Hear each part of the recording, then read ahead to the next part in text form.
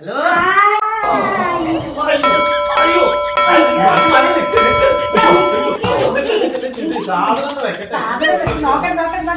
നാളെ എന്റെ പിറന്നാളാണേ.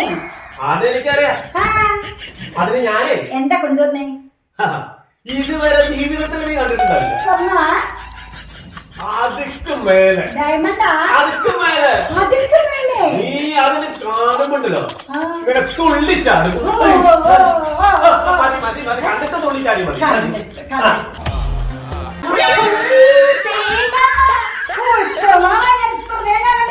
ഇപ്പൊ മനസ്സിലായോ ഞാൻ കൊണ്ടുവന്ന സാധനം എന്താന്ന്? Very good. ഇതേ തമിഴ്നാട്ടിൽ നിന്ന് ഇപ്പൊ ചൈനക്ക് അയക്കുക.